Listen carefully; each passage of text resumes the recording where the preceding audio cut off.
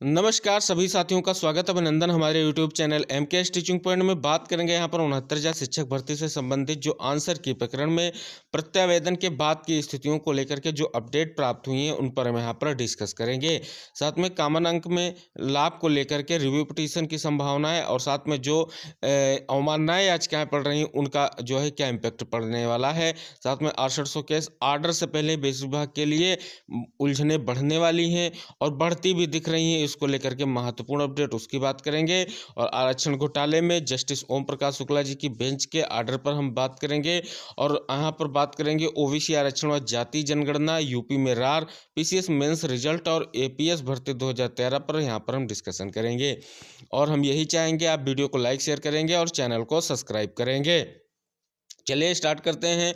और सबसे पहली खबर जिसको हम बात करते हैं वो है 69,000 आंसर की प्रकरण की, जिसमें आप सभी लोगों को पता है प्रत्यावेदन कंप्लीट हो चुका है और प्रत्यावेदनों की जांच स्टार्ट हो चुकी थी और अब जो है अपने लास्ट पड़ाव तक पहुंचने वाली है।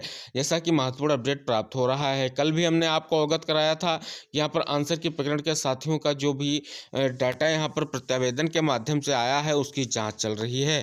और यहाँ पर जो है पीएनपी फिल्टर कर रही है कि कितने अभ्यर्थियों को यहाँ पर आगे प्रोसेस करना है, क्योंकि इसके बाद ये डाटा एनआईसी को जाएगा और एनआईसी यहाँ पर जो है आगे की चीज़ें बेसिक शिक्षा परिषद के माध्यम से होंगी, यानी सॉफ्टवेयर के माध्यम से आप सभी लोगों को पता है सारी प्रक्रियाओं को संपन्न किया जाएगा। लेकिन यहाँ पर पीएनपी के लिए सबसे बड़ी बात यह सामने निकल कर आ रही है कि जो इतने यहाँ पर स्पष्ट रूप से आप सभी लोग देख सकते हैं प्रत्यावेदन निकल कर सामने आए हैं, उनकी जो है जाँच कर पाना इतना ईजी नहीं हो रहा है, क्योंकि जो संभावनाएं थी यहाँ पर उससे ज़्यादा यहाँ पर आवेदन प्राप्त हुए हैं। लेकिन यहाँ पर सभी आवेदनों की जांच लगभग पूर्ण होने वाली है और डाटा एनआईसी को भेजा जाएगा और उसके बाद आप सभी लोग देख सकते हैं नियुक्त के लिए आपका जो भी आगे का प्रोसेस है, चाहे काउंसलिंग के लिए हो चाहे मेरिट गुणांक हो, निर्धारण बहुत जल्दी होगा। यानी फरवरी में ही जितने भी यहाँ पर आंसर की प्रकरण में प्रत्यावेदन किए हैं या एक अंक का लाभ पा करके जो कट ऑफ डिसाइड की गई हैं, पहले उन्हीं कट ऑफ के आधार पर नियुक्ति मिलने जा रही है, जैसा कि स्पष्ट रूप से निर्देशित किया जा रहा है। और हो सकता है जो यहाँ पर आप सभी लोग एनओसी में कट ऑफ देखे थे उसी कट ऑफ पर ही फिर ही यहाँ पर आंसर की प्रकरण के साथियों की नियुक्ति को लेकर के बात की जाएगी। जो एक स्पेसिफिक अपडेट प्राप्त हो रहा है, हो सकता है इसको ही यहाँ पर फॉलो किया जाएगा, क्योंकि इसके अलावा नई संभावनाएं नहीं दिख रही हैं और ना ही बेसिक विभाग नई संभावनाओं की तरफ बढ़ेगा और कोई भी मेरिट के लिए यहाँ पर उलझन नहीं पैदा करेगा, क्योंकि उसको पता है कि अभी भी बहुत बड़ा मुद्दा 6800 केस का जो अभी पेंडिंग है उसको भी 69,000 शिक्षक भर्ती में अभ्यर्थियों को समायोजित करना है। कितने अभ्यर्थियों को लाभ मिलेगा यह देख मानने की सबसे बड़ी जरूरत है। तो बात करें तो पीएनपी अपनी जांच कर रहा है, इसके बाद एनआईसी जाएगा और बेसिक शिक्षा परिषद अपनी जो है तैयारियां लगभग पूर्ण कर चुका है। और जैसे ही डाटा फिल्टर होकर के चीज़ें स्पष्ट होती हैं, क्योंकि आप सभी लोगों को पता है कि यहाँ पर पीएनपी पहले जांच कर चुका है, उसके बाद रिजल्ट इशू करेगा और रिजल्ट इशू करने के बाद कितने अभ्यर्थियों को उस एक अंक का लाभ पा करके जो मेरिट गुणांक बनेगी उसमें नियुक्त पाएंगे उसके लिए स्पष्ट किया जाएगा। और फिर डाटा जो एनआईसी भेजा जाएगा, एनआईसी के बाद सीधे सीधे बेसिक शिक्षा परिषद कट ऑफ डिसाइड कर देगा और यहाँ पर सब कुछ स्पष्ट हो जाएगा। यानी ये सॉफ्टवेयर के माध्यम से आप सभी लोग देख सकते हैं चीज़ें स्पष्ट की जाएंगी, जैसा कि पहले आप सभी लोग विज्ञप्ति में देख भी चुके हैं। अब बात कर लें यहाँ पर आंसर की प्रकरण से ही जुड़ा हुआ मुद्दा कॉमन अंक का, क्योंकि आप सभी लोगों को पता है कि बहुत सारे ऐसे साथी हैं जिनको एक अंक का लाभ नहीं मिल पाया, प्रयासरत हैं कि यह जल्द से जल्द मिले। इसके लिए कई सारी अवमानना याचिकाओं पर लगातार सुनवाई हुई है और यहाँ पर लगातार समय मांगा गया है। चाहे वो आप सभी लोग देख सकते हैं प्रताप सिंह बघेल जी जो बेसिक शिक्षा सचिव जी हैं उनको पार्टी बनाते हुए और पीएनपी सचिव को पार्टी बनाते हुए, यानी बहुत सारे मुद्दे हैं जिन पर यहाँ पर कंटेप्ट आया रिव्यू पिटीशन को लेकर के। बहुत सारे ऑफिसर्स या बहुत सारे अधिकारी इसको लेकर के यहाँ पर कटघरे में खड़े करने की कोशिश की गई अभ्यर्थियों के द्वारा, लेकिन उस पर जो है समय मांगा गया है। अब अपडेट जो सामने निकल कर आ रही है कि जो सुप्रीम कोर्ट का आर्डर था उस पर रिव्यू पिटीशन डाली गई है कि यहाँ पर चीज़ें स्पष्ट की जाएं कि किन अभ्यर्थियों के लिए सुप्रीम कोर्ट ने आर्डर किया था कि एक अंक का लाभ दिया जाए, क्यों क्या हाई कोर्ट और सिंगल बेंच के याचियों को ही न्याय मिलना चाहिए, अन्य को नहीं मिलना चाहिए, इन सभी चीज़ों को लेकर के आप सभी लोग का जो फरवरी में 14 तारीख के समथिंग में आपकी ये रिव्यू पिटीशन पर सुनवाई होने वाली है और इसमें स्पष्ट हो जाएगा कि क्या होने वाला है, क्योंकि ये रिव्यू पिटीशन बहुत ही महत्वपूर्ण है और उन्हीं अभ्यर्थियों के द्वारा डाली गई है जो उत्तर कुंजी में आप सभी लोगों को इतनी बड़ी जीत दिलाए हैं। तो सहयोग और संघर्ष आप सभी लोगों का जाया नहीं जाएगा और आप सभी लोगों की संभावनाएं अभी क्षीण नहीं हुई है। किसी भी तरीके से किसी कोर्ट ने ये स्पष्ट नहीं किया है कि आपको जो है कॉमन अंक का लाभ नहीं मिलेगा। अगर हाँ आप आंसर की प्रकरण को रिलेट बना कर डालेंगे तो आपकी याचिकाएं जो हैं खारिज कर दी जाएंगी, जैसा सुप्रीम कोर्ट ने आर्डर भी किया था। लेकिन यहाँ कॉमन अंक के लाभ को लेकर के कोई स्पष्टता नहीं जाहिर की गई है, क्योंकि कॉमन अंक का लाभ सभी अभ्यर्थियों को दिया जा सकता है, जैसा कि नियम था। जो भी परिभाषा अंक था या जो भी परिभाषा प्रश्न था उसको जिन लोगों ने अटेम्प्ट किया था उनको ये नंबर मिलना जरूरी हो सकता है। तो देखते हैं आगे क्या स्थितियां होती हैं, जो भी होंगी तो हम उस पर बात करें। संभावनाओं की बात यही है कि अभी भी संभावनाएं क्षीण नहीं है और यहाँ पर आगे चीज़ें स्पष्ट हो सकती हैं। अब बात करेंगे 6800 केस आर्डर से पहले बेसिक भाग के लिए मुश्किलें क्या हैं। तो सबसे बड़ी मुश्किल हम आपको अवगत करा दें, यहाँ पर आप देख सकते हैं सबसे बड़ी बात है पदों की संख्या को लेकर के, क्योंकि कभी भी इतनी बड़ी नियुक्ति जो है बेसिक शिक्षा विभाग किस प्रकार से करेगा, क्योंकि 69,000 शिक्षक भर्ती पहले से पूर्ण हो चुकी है।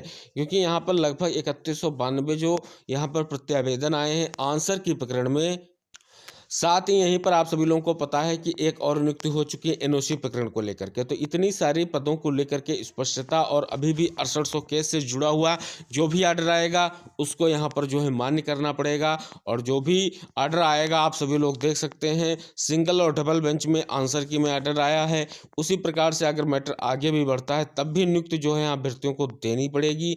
अब वो चाहे यहाँ पर कितने भी अभ्यर्थियों को नियुक्ति देनी पड़े, ये सबसे बड़ी उलझन है।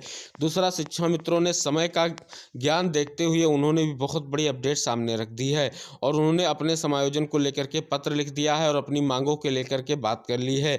इस पर भी हमने आपको अवगत कराया था कि यहाँ पर जो है नियमावली मांग ली गई है और यहाँ पर जो उसमें स्पष्ट रूप से देखा जाएगा कि शिक्षा मित्रों के लिए क्या चीज़ें हो सकती हैं।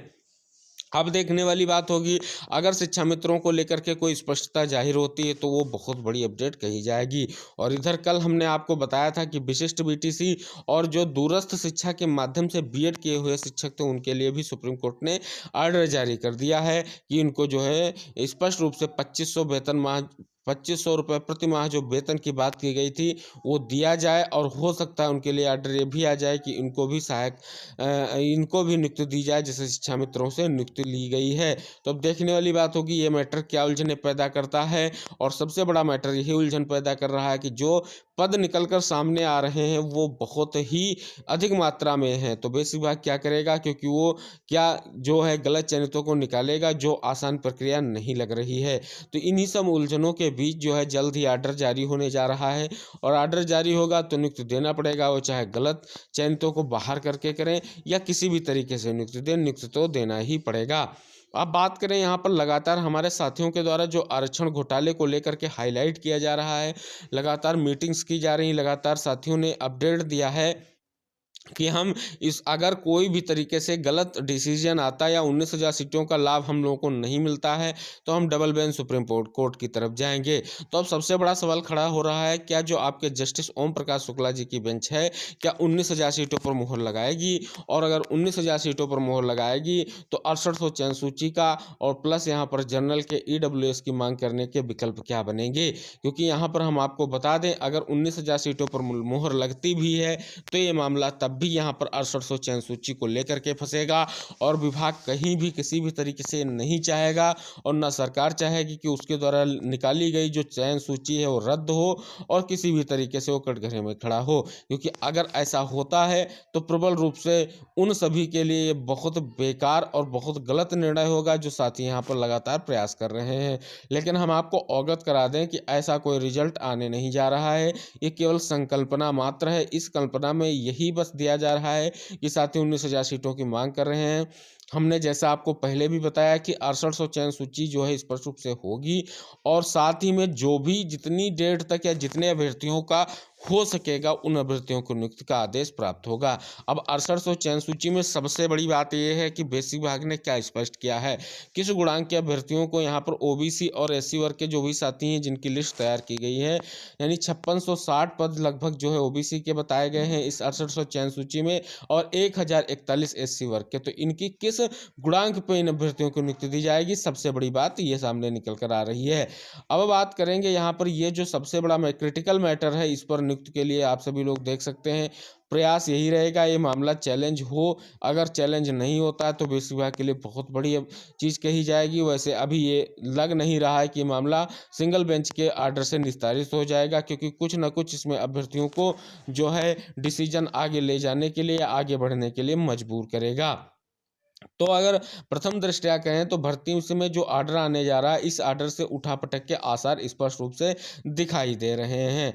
अगर यहाँ पर सरकार साधने की कोशिश करती है तो देखने लायक बात होगी, अगर साधने की कोशिश करती है तो मामला संपूर्ण समायोजन की स्थितियों को देख रहा है। तो अब देखने वाली बात होगी कि किस तरफ यहाँ पर इस मामले का जो है डायरेक्शन होता है या किस तरफ से रुख होता है, ये देखने वाली बात होगी। अभी की प्रथम दृष्टि केवल और केवल आर्डर को लेकर के है, और जैसा हमने कल आप सभी लोगों को बताया था कि 10 फरवरी तक की संभावनाएं क्या हैं, उसको देखने वाली बात होगी। तो जैसे ही यहाँ पर अपडेट आता है कि आप सभी लोगों के लिए जल्द ही डिसीजन आने वाला, हम जरूर आपको अवगत कराएंगे, क्योंकि संभावनाएं यही है कि 10 फरवरी तक आर्डर डिलीवर कर दिया जाए, क्योंकि सभी साथियों को पता है कि किसी भी समय के एक निर्धारित समय सीमा के अंतर्गत जो है रिजल्ट देना अनिवार्य होता है। और एक सबसे क्रिटिकल मुद्दा है ओबीसी आरक्षण को अगर हम ध्यान में रखें तो ये सबसे बड़ी बात है। अब बात करेंगे ओबीसी आरक्षण और जाति जनगणना, ये सबसे बड़े दो मुद्दे अहम हैं जो यहाँ पर यूपी में रार बढ़ाए हुए हैं। देखिए हम बात करेंगे यहाँ पर लगातार आप सभी लोग देख सकते हैं विपक्षी पार्टियां हमलावर होती जा रही हैं, और ओबीसी आरक्षण पर जैसा कि एक आप सभी लोगों को पता है गठन की गई थी समिति, और उस आयोग ने यहाँ पर लगातार जो है कम से कम जो है प्रत्येक जिले में आकलन कर रहा है। उसी से जुड़ा हुआ एक महत्वपूर्ण अपडेट सामने निकल कर आया है जिसको हम बताएंगे। लिखा गया है कि चक्रानुक्रम रैपिड सर्वे में विसंगतियों की भरमार, निकाय चुनाव आरक्षण समर्पित पिछड़ा वर्ग आयोग के सामने आ रहे चौंकाने वाले तथ्य। यानी पूर्व के निकाय चुनाव के आरक्षण में चक्रानुक्रम और रैपिड सर्वे में करीब हर जिले में विसंगतियां सामने आ रही हैं। कई नगर पंचायतें और नगर पालिका परिषद और वार्ड ऐसे हैं जहां सालों से एक ही वर्ग के लिए सीटें आरक्षित होती रहीं। ओबीसी आरक्षण के लिए गठित समर्पित पिछड़ा वर्ग आयोग की ओर से किए जा रहे जिलों के दौरे से चौंकाने वाले तथ्य सामने आ रहे हैं। यहाँ पर सब कुछ स्पष्ट रूप से इंगित किया गया है कि कब से कब तक का विश्लेषण हो रहा है और क्या है इसको लेकर के स्पष्टता उसकी जाँच की जा रही है। अब बात करें जाति जनगणना को लेकर के, देख सकते हैं कि यूपी में भाजपा के पिछड़ा वर्ग का चेहरा माने जाने वाले उप मुख्यमंत्री केशव प्रसाद मौर्य ने जातिगत जनगणना का समर्थन किया। ऐसा बयान देने वाले भाजपा के इस कद से वह पहले नेता हैं। सपा बसपा कांग्रेस पहले ही यह मांग कर रही है। वहीं बिहार में मुख्यमंत्री नीतीश कुमार के जातिगत जनगणना कराए जाने के फैसले से इन दिनों यह पूरे उत्तर भारत का अहम मुद्दा बना हुआ है, सभी लोगों को पता है। और हम आपको और अवगत करा दें, बिहार जो है लगातार दूसरे चरण में जो है जाति जनगणना को लेकर के आदेश पारित कर चुका है, यानी वहां पर अब कंप्लीट वे में जो है जाति जनगणना होगी। तो ये दो बहुत ही महत्वपूर्ण मुद्दे हैं यूपी अगर कहें चुनावी परिदृश्य के हिसाब से, तो यहाँ पर बहुत बड़ी बात है। अब बात करेंगे आगे बढ़ करके, और अच्छी और स्पष्ट न्यूज ये सामने निकल कर आ रही है कि पीसीएस मेंस का रिजल्ट एक हफ्ते में, यानी यूपी पीसीएस के 384 पदों के लिए 5203 अभ्यर्थियों ने दी थी मुख्य परीक्षा। उत्तर प्रदेश लोक सेवा आयोग पीसीएस 2022 की मुख्य परीक्षा का परिणाम एक सप्ताह में जारी करने की तैयारी में है। आयोग की यह तैयारी भी है कि मार्च में इंटरव्यू कराकर 15 अप्रैल तक अंतिम चयन परिणाम घोषित कर दिया जाए। पीसीएस के 384 पदों पर भर्ती के लिए 6,974 अभ्यर्थियों ने आवेदन किया था। प्रारंभिक परीक्षा में 6,964 अभ्यर्थियों को मुख्य परीक्षा के लिए सफल घोषित किया गया था। तो देख सकते हैं बहुत बड़ी अपडेट है, सब कुछ स्पष्ट कर दिया गया है। इधर एपीएस भर्ती 2013 में शामिल होने वाले अभ्यर्थियों के लिए अंतिम चयन परिणाम में इंतजार। ओवर एज अभ्यर्थियों के लिए उत्तर प्रदेश लोक सेवा आयोग में ज्ञापन देकर अधिकतम आयु सीमा में छूट दिए जाने की मांग की है। ये भर्ती आप सभी लोग देख सकते हैं। ओवर एज को लेकर के यहाँ पर चीज़ें स्पष्ट की गई हैं। तो आई होप ये चीज़ें आप सभी लोगों को स्पष्ट हुई होंगी और आप सभी लोग प्रयास करते रहिए, चाहे वो आप साथी कॉमन अंक को लेकर के हों, चाहे वो आप सभी लोग किसी भी तरीके से किसी भी शिक्षक भर्ती से जुड़े हुए हैं और आपको लगता है कि आपके लिए कुछ इसमें आगे स्पष्टता आ सकती है, तो प्रयास अपना जारी रखिए और हम यही आशा करेंगे कि आपकी सफलता, आपके प्रयास को सफलता मिले और आपके लिए बहुत ही स्पष्ट हो। अब यहाँ पर जैसा जो कुछ भी अपडेट आएगा हम जरूर आपको अवगत कराएंगे, चाहे वो 6800 केस आर्डर से जुड़ा हुआ हो, चाहे कॉमन अंक से जुड़ा हो, चाहे आंसर की प्रकरण से जुड़ा हुआ हो, जो भी कुछ होगा हम आपको जरूर अवगत कराएंगे। साथ ही साथ शिक्षा जगत से जुड़ी हुई आप सभी लोगों के लिए जो भी डेली महत्वपूर्ण अपडेट है उनको हम आप सभी लोगों के साथ साझा करने की छोटी सी कोशिश किया करते हैं, जिसमें हम आप सभी लोगों से आशा करते हैं कि आप उसको हमारे चैनल में जुड़ने के साथ साथ इस वीडियो को लाइक शेयर करेंगे और अन्य साथियों को जुड़ने के लिए प्रेरित करेंगे और जो हमारा प्रयास है उसमें आप सभी लोग अपना योगदान बनाए रखेंगे। इसी आशा के साथ हम फिर मिलेंगे, तब तक के लिए टेक केयर, बाय बाय, जय हिंद साथियों।